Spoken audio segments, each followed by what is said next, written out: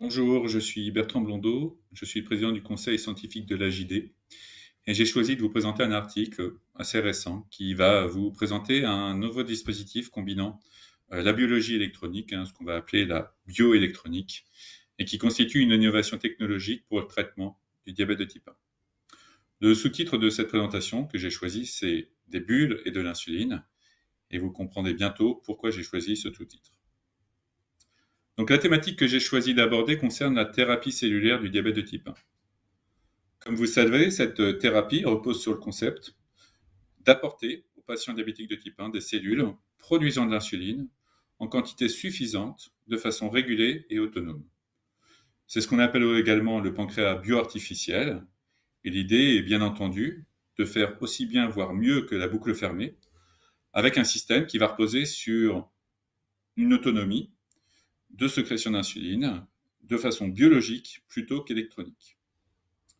Alors actuellement, la thérapie cellulaire, telle qu'elle est pratiquée chez certains patients diabétiques mal équilibrés, consiste à isoler des îlots de Langerhans à partir de pancréas issus de dons d'organes, ces îlots contenant donc les cellules produisant l'insuline, et de greffer ensuite ces îlots aux patients diabétiques de type 1 en les injectant dans la veine porte, et les îlots vont alors se nicher dans le foie, où ils vont résider, sécréter de l'insuline, survivre pendant un certain nombre d'années, et donc, au maximum, on va obtenir une sécrétion d'insuline autonome pendant quelques années.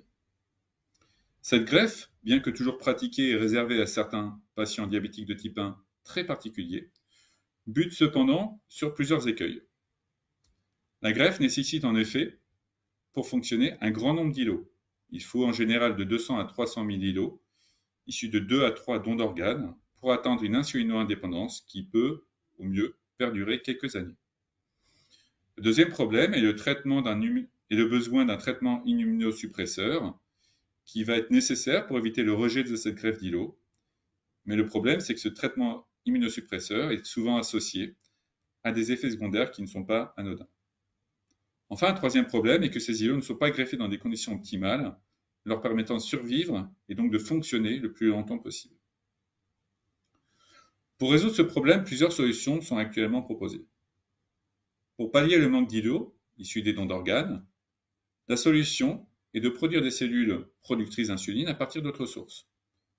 En effet, outre la possibilité d'utiliser des cellules d'animaux, ce qui peut poser un problème éthique voire sanitaire, il est maintenant possible de produire à partir des cellules souches des cellules productrices d'insuline qui vont être en grande quantité. Ces cellules, on peut les produire en grande quantité et on va avoir une sécrétion d'insuline qui peut être assez efficace en réponse au glucose. Ensuite, pour pallier au problème de l'immunosuppression, une solution va consister à confiner les cellules greffées, quelle que soit leur origine, dans un dispositif qui va les protéger du système immunitaire, permettant ainsi un double avantage. Premièrement, éviter le rejet de la greffe des cellules lors de la greffe, et protéger les cellules greffées de l'attaque auto-immune qui est toujours présente chez le patient diabétique de type 1. Concernant ces dispositifs de confinement de cellules, différents matériaux biocompatibles sont utilisés, notamment du silicone, pour encapsuler les cellules, tout en permettant les échanges nécessaires à la survie et à la fonction des cellules, avec notamment le besoin impérieux de faire rentrer le glucose à l'intérieur de ce dispositif et de faire sortir l'insuline qui sera sécrétée par les cellules. Enfin, concernant le troisième point, la survie et la fonction des cellules productrices d'insuline fait en partie l'objet du travail que je vais vous présenter aujourd'hui, avec une question cruciale qui est souvent un frein à la greffe, la question de l'apport suffisant en oxygène pour les cellules greffées. En effet, toutes les cellules de notre organisme ont besoin d'oxygène pour survivre, et c'est d'autant plus vrai pour les cellules productrices d'insuline.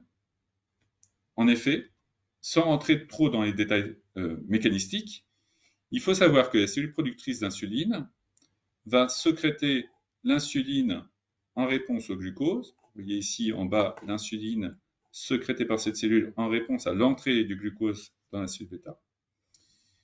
Et que une des étapes cruciales de ce mode de fonctionnement est la production d'énergie par la mitochondrie étant les centrales productrices d'énergie des cellules. Et ces mitochondries, cette production d'énergie, nécessite un apport continu en oxygène, un apport impérieux en oxygène, pour fonctionner correctement. Voilà donc les différents écueils que cet article que je vais vous présenter a tenté de dépasser. Alors cet article a été publié en septembre dans la revue de l'Académie américaine des sciences, qu'on appelle aussi PNAS, par une équipe du Massachusetts Institute of Technology, le fameux MIT. Alors dans le titre de cet article, on va retrouver les mots-clés qui résument les innovations présentes dans le dispositif de cet article. Le dispositif présenté repose sur une technologie sans fil, wireless, sans batterie, battery free, permettant la production d'oxygène, oxygen generation, et également une protection immune. Et tout ceci permettant la greffe de cellules in vivo afin de résoudre le diabète de type 2. Alors comment ça marche? Sur la gauche de la diapositive, vous êtes illustré le dispositif en entier tel qu'il est présenté dans l'article. C'est une présentation assez scientifique, assez complexe, assez complète. Et je vous rassure tout de suite, je ne vais pas rentrer dans les détails de ce dispositif complexe, mais je vais plutôt vous expliquer les points les plus importants en les simplifiant. Ce dispositif contient ici des îlots de Langerhans de rats en quantité suffisante qui ont été inclus dans un compartiment lui-même entouré d'une membrane de silicone permettant les échanges de petites molécules, notamment l'entrée du glucose et la sortie de l'insuline produite, mais qui a aussi l'avantage de protéger ces cellules de l'attaque du système immunitaire. Proche de ce compartiment, il y a un autre compartiment qui est constitué d'une membrane d'échange de protons qui va avoir pour but de produire de l'oxygène à partir de molécules d'eau. En termes chimiques, on va donc passer de H2O à O2. Et cet oxygène va pouvoir être stocké dans un compartiment, puis diffusé dans le compartiment où sont logées les cellules productrices d'insuline, assurant ainsi une oxygénation importante de ces cellules. Alors pour celles et ceux qui sont intéressés par la réaction chimique, les détails de cette technique sont illustrés ici et montrent notamment un besoin en énergie électrique afin de réaliser cette production d'oxygène. Donc cette production d'énergie électrique est donc absolument nécessaire à la production d'oxygène, mais les auteurs ont choisi de ne pas favoriser cette production d'énergie électrique par la présence d'une batterie. En effet, ils ont voulu éviter la présence de la batterie qui pourrait rendre le dispositif nocif, voire toxique, de par la présence de certains composés des batteries. Et donc les chercheurs ont choisi une transmission électrique sans fil sur le principe d'un mot un peu barbare qui s'appelle le couplage inductif par résonance, qui qualifie la transmission sans fil d'énergie électrique, et ce de façon efficace à travers les tissus biologiques sans y provoquer de dégâts. Donc cette énergie électrique transmise permettra donc la production d'oxygène à partir d'eau, et c'est ce qui est illustré ici sur la photo à droite, qui présente donc le dispositif avec des bulles d'oxygène que vous voyez ici, et qui donc justifie le titre que j'ai choisi pour cette présentation, des bulles et de l'insuline. Ce dispositif, il est de taille assez réduite, assez minime, puisque vous voyez en bas à droite ce dispositif placé sur une pièce de 25 cents américaine, qui a un diamètre d'environ 2,5 cm. Voilà donc un dispositif dont le design malin suggère une fonctionnalité optimale. Qu'en est-il donc de cette fonctionnalité? Alors les premières expériences ont été menées in vitro, c'est-à-dire dans des boîtes de culture, où des îlots de Langerhans ont été maintenus dans le dispositif ou en dehors du dispositif, et dans un milieu pauvre ou riche en oxygène. Lorsqu'on regarde les résultats, c'est assez flagrant. Lorsque les cellules sont exposées à des faibles taux d'oxygène, leur survie est très mauvaise. Elles meurent beaucoup du fait du manque d'oxygène, et donc ne peuvent survivre longtemps. De façon assez flagrante, le fait de placer ces cellules dans le dispositif leur permet de survivre, et cela même en présence de faibles taux d'oxygène. Donc la production interne d'oxygène par le dispositif semble donc efficace pour combattre le manque en oxygène lorsque ces cellules sont dans un environnement pauvre en oxygène. Et de façon parallèle, des cellules sécrètent mal l'insuline lorsqu'elles sont placées hors du dispositif et dans un environnement faible en oxygène. Et à nouveau, le dispositif permet à ces cellules de récupérer une excellente sécrétion d'insuline en réponse au glucose. même en présence d'un faible taux d'oxygène. Donc ce dispositif permet in vitro de pallier l'absence d'oxygène grâce à une production interne d'oxygène efficace qui permet donc la survie et la bonne sécrétion d'insuline. Concernant la densité des îlots présents dans ce dispositif, c'est un point majeur, une question majeure qu'il fallait explorer.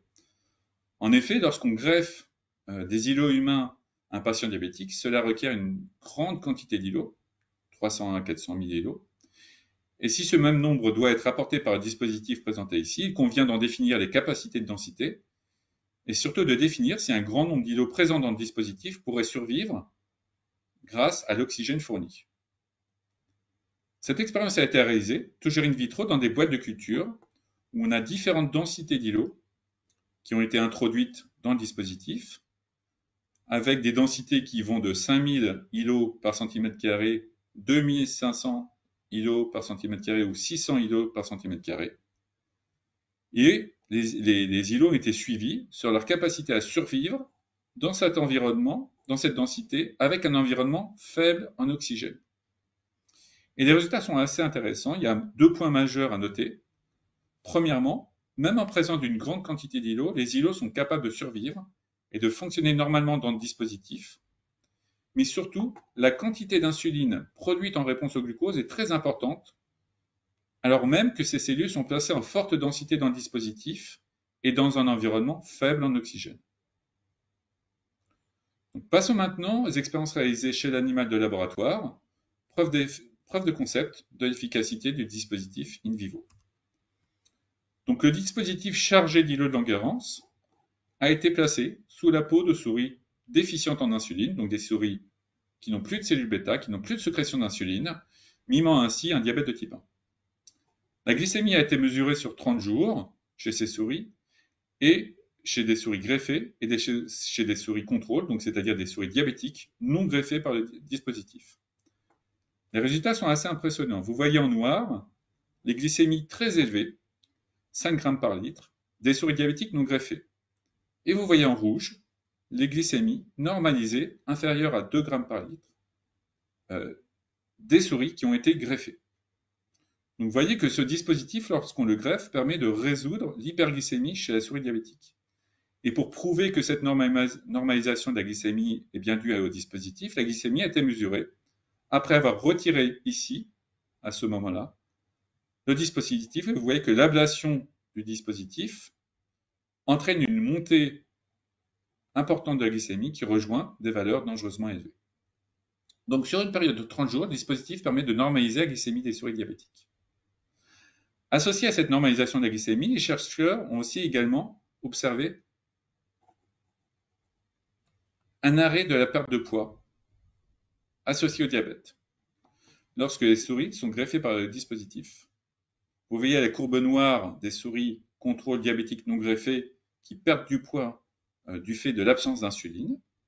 Et vous voyez la courbe rouge où les souris greffées par le dispositif, donc qui ont récupéré une glycémie normale et une sécrétion d'insuline, vont donc récupérer un poids corporel normal et surtout arrêter de perte de poids. Et bien entendu, lorsque les chercheurs ont mesuré l'hémoglobine glyquée, eh bien, ces mesures ont révélé que l'hémoglobine glyquée était normalisée chez les souris greffées par le dispositif, donc diabétiques puis greffées, et donc normalisée en termes de glycémie, et également normalisée en termes d'hémoglobine glyquée, ce qui est la preuve indirecte que le contrôle métabolique se fait de façon efficace chez la souris diabétique greffée par ce dispositif. J'ai choisi de ne pas vous présenter tous les résultats, mais l'étude présente d'autres paramètres qui vont dans le sens d'une efficacité prouvée pour ce dispositif, en tout cas chez le rongeur, et qui est la première étape de validation, mais qui nécessitera bien entendu des études complémentaires chez l'animal, autre que le rongeur, avant de pouvoir penser à sa transposition chez le patient diabétique. En conclusion, cet article nous présente donc un dispositif permettant la greffe de cellules productrices d'insuline en grande quantité, avec une oxygénation active permettant la survie et la sécrétion d'insuline suffisante pour normaliser la glycémie chez la souris diabétique et sans nécessité d'immunosuppression. Bien entendu, outre la prouesse technologique, ce genre d'étude pose de nombreuses questions que j'ai listées ici. est-ce que ce dispositif est efficace à long terme? Je vous ai montré les résultats sur 30 jours. La question se pose de l'efficacité de ces cellules et la survie des cellules, la fonction de ces cellules sur un terme beaucoup plus long.